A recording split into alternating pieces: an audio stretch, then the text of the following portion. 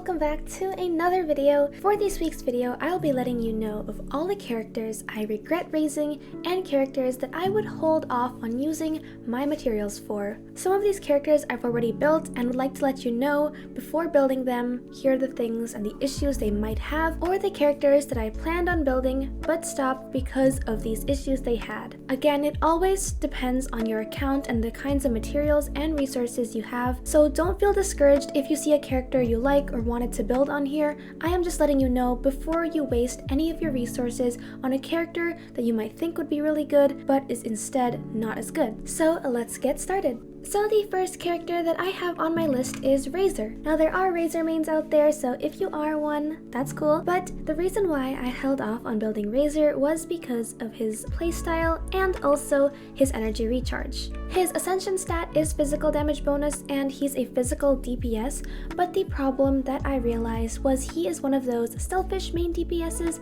so that means when you use their burst, then you will switch out, it won't stay on. So if you're planning to build a team that's a quick swap team, or you use multiple reactions, then you will need to choose your teammates accordingly. Now again, because Electro doesn't crit and do the increased damage that Melt and Vaporize does, I didn't want to build Razor because I didn't want to limit my damage to his burst, and that's it. His artifact build can be changed, so there's not a single set that you can use. A lot of people do physical DPS Razor, or they just stack energy recharge on him. That's what I tried to do when I was building him, but I actually built him when I was around AR 20 and never touched his artifacts, levels, or talents since. The funny thing is, I always get Razor constellations. I think Razor and Sayu have the most constellations, and those are my least used characters, so it is kind of funny and a little ironic. But again, I am not so fond of Razor's playstyle because of his limited energy recharge. You will need an Electro battery like Fischl or Raiden on your team if you want to play Razor with his maximum potential, as well as a character where you can switch off on their burst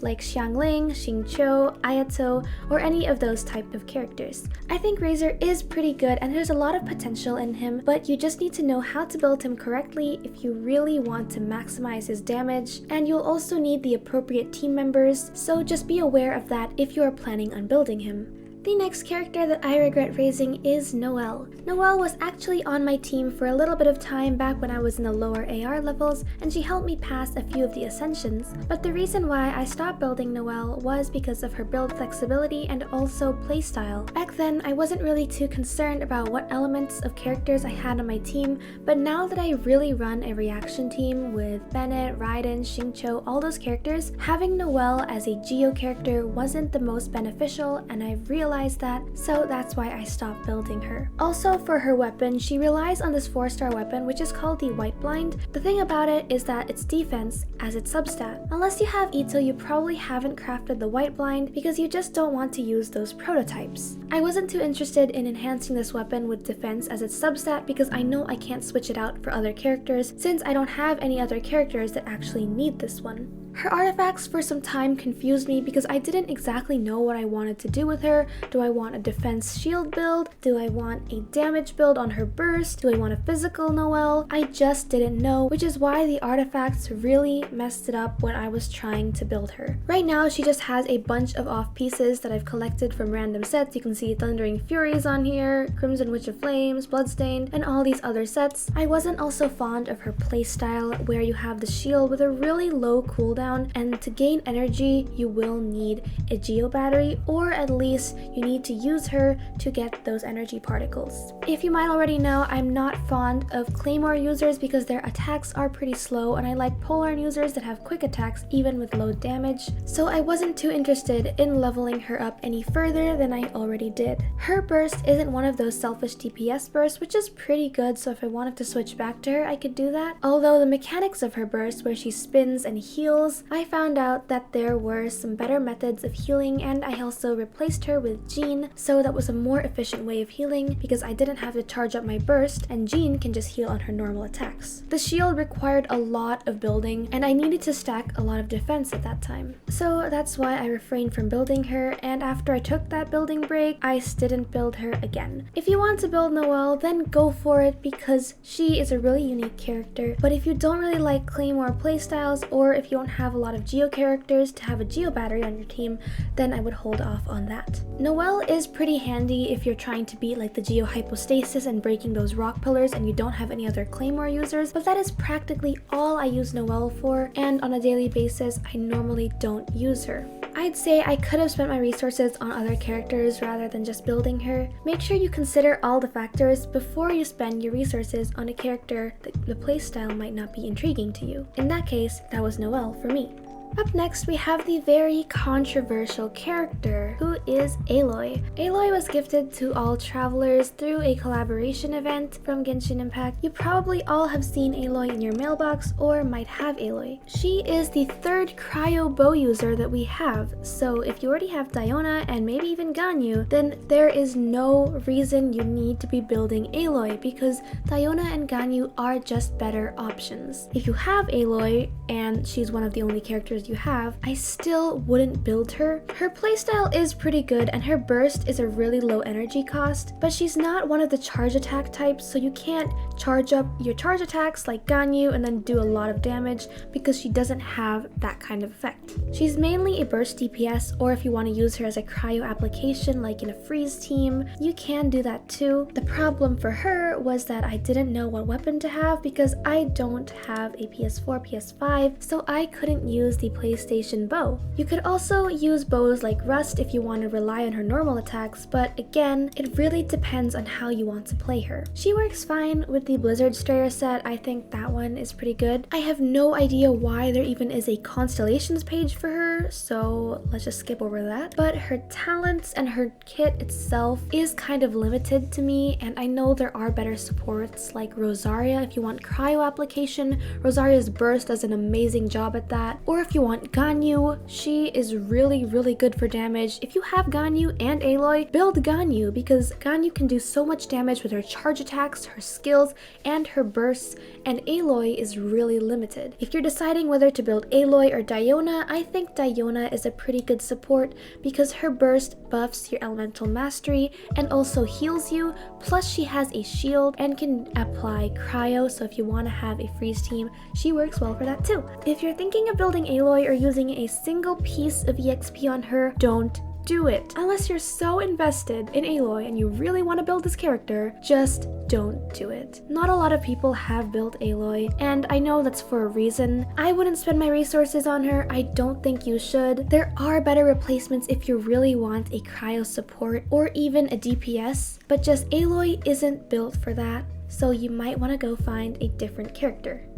The housekeeper of the Kamisato estate, Thoma. Thoma seemed like a really hyped character at the time and a lot of people wanted to get him, but when I realized how limiting his build is, then that's when I started to regret even considering building him. Thoma's skills are a shield and his burst provides support even if you switch out of him, so he is similar to Xiangling except with a shield as his elemental skill. I call him a Xinyan Xiangling hybrid because of how similar both their kits are, but the problem is there is not really a suitable weapon for him because he scales off of HP if you want to build his shield. If you want to build him on burst damage, that's a different situation, so you're going to have to choose either damage or shield. I didn't like having to choose between one option, so that is why I just decided not to build him because there are other characters that can do both or at least have a use for both. I didn't need a shield character on my team, so I just decided no need for build Thoma, and also I have other characters with better support bursts. Xiangling is free and she is a really good character, so if you have Xiangling, definitely build her over Thoma. Back on the topic with weapons, there is a 3-star polearm which is called Black Tassel, which has HP as its substat. Some people use this on Zhongli, which is completely fine because HP is kind of what he scales off of. But if you don't have Black Tassel, which is kind of strange because Black Tassel is so common, I have so many copies of it, then you might use Dragonsbane, which Dragonsbane is a little bit more rare. Dragonsbane scales off elemental mastery and has a damage bonus if you have Hydro or Pyro, which is pretty good for Thoma, but is better fit for Xiangling. Or you could use Favonius Lance on him, which just increases your energy recharge. Thoma is pretty difficult to build, so when it came to artifacts, I really had to be careful. I could either build him as mainly in pyro damage for his burst because it applies pyro, or I could just skip that and build completely shield, so go HP everything and set bonuses for HP or shield strength. The artifacts that I put on right here are not artifacts that I went and farmed. These are just some of my extra pieces I had when I was farming for Klee and Bennett. So that's why you'll see just a bunch of random stats on here. And I did not level up Thoma. This is just the natural level he got from me walking around the world trying to get friendship XP. But again, his kit is really limited, so having to decide whether you want shield or burst is not really the best option, especially for someone like me. Thoma might be good in some scenarios if you want to solely build shield, but other than that, there are better replacements.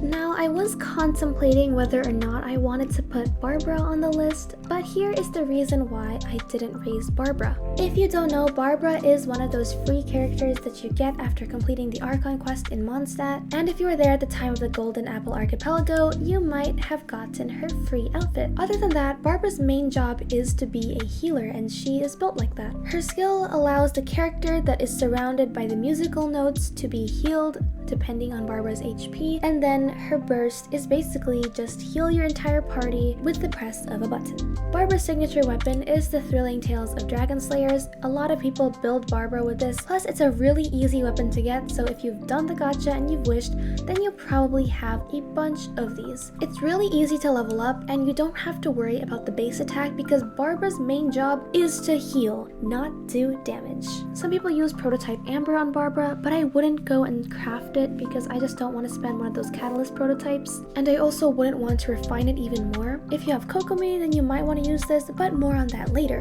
Unlike Kokomi, Barbara does a lot of healing and she isn't on the field. However, when she does her talent Let the Show Begin, where she puts the music note around you, that's where a lot of problems begin to happen. The thing is, once you apply the skill, it gives you the wet status, and it does that from time to time. So if you're fighting a bunch of cryo enemies, or if you're fighting one of those slimes and all the fog comes up, and you have this elemental skill around you, you will freeze. Not just once, but many times. I found that super annoying when I was just trying to play her in some of the Spiral Abyss floors. It takes a lot of time to get used to, and you have to be really careful of when you apply the skill. For artifacts, it's pretty easy. You just want to build and stack HP. You can either use the clam set where you do 2-piece clam and 2-piece maidens. I wouldn't do the full clam set. It's pretty good for Kokomi, but not really for Barbara. If you want to just stack HP as well, that is okay too. Her C6